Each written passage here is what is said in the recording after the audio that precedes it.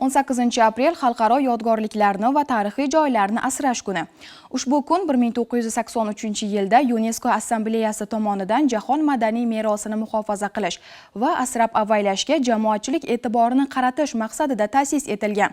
Sana munosabati bilan Termiz davlat muzey qo'riqxonasida ilmiy-amaliy seminar bo'lib o'tdi. Mavzuni muxbirimiz davom ettiradi. Yurtimiz, jumladan Surxon vohasida ham yuzlab tarixiy obidalar, yodgorliklar borki, ularning har biri moziydan so'zlaydi. Xalqimizning buyuk o'tmishi, bemisl madaniy meros haqida hikoya qiladi. Mazkur sana ham har birimizni ana shunday boy merosni o'rganish, uni asrab-avaylash va faxrlanishga undaydi. Madaniy meros obyektlarini asrash, saqlash va o'rganilishida jamoatchilikning o'rni mavzusida o'tgan ilmiy-amaliy seminar ayni shu jihatlarni qamrab olgani bilan ahamiyatli bo'ldi. Seminarda arxeologlar, turizm sohasi vakillari va tadqiqotchi olimlar, qo'riqxona va muzey ishchi xodimlari, yoshlar ishtirok etdi. Ma'ruzachilar o'z nutqida madaniy yodgorliklarni muhofaza qilish borasidagi ishlar, ilmiy tadqiqotlar va ularning natijalari haqida so'z yuritdi. Hozirgi vaqtda Surxondaryo viloyati miqyosida 561 madaniy meros obyektlari milliy ro'yxatiga kiritilgan. O'sha 561 madaniy meros obyektlari o'z ichiga diqqatga sazovor joylar, arxeologik yodgorliklari, arxitektura yodgorliklari hamda monumental san'at asarlarini o'z ichiga oladi.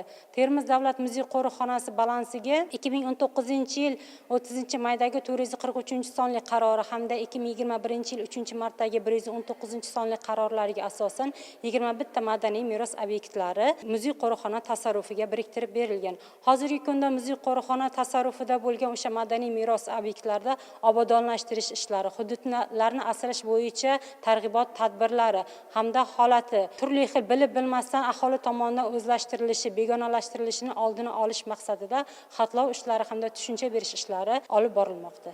Madaniy merosni asrab-avaylash nafaqat tarixni saqlab qolish, balki butun dunyodan minglab sayyohlarni jalb etadigan turizmni shakllantirish imkonini beradi. Seminar davomida vohaning turizm imkoniyatlari, sayyohlarni jalb etayotgan manzillar haqida ham ma'lumotlar berildi. Shuningdek, viloyatdagi madaniy meros obyektlarining bugungi kundagi holati, ularni asrashga doir olib borilayotgan ishlar, ishlab chiqilgan qonun va qarorlarning ijrosi to'g'risida muzokaralar olib borildi.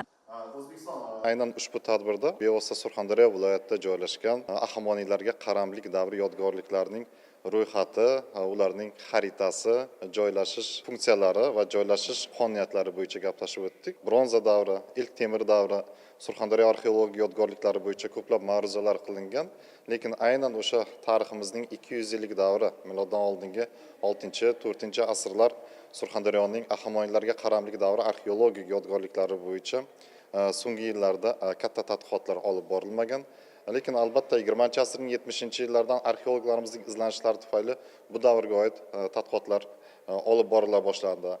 Asrlar osha saqlanib kelinayotgan tarixiy obidalar, qadamjolar ajdodlardan qolgan buyuk merosdir. Ular ona zaminga muhabbat va o'tmishga daxldorlikni oshirish, ayniqsa yosh avlodni milliy qadriyatlarimizga hurmat ruhida tarbiyalashda alohida o'ringa ega. Shu boisdan xalqaro yodgorliklar va tarixiy joylarni asrash kuni mamlakatimiz miqyosida keng nishonlanib kelinmoqda.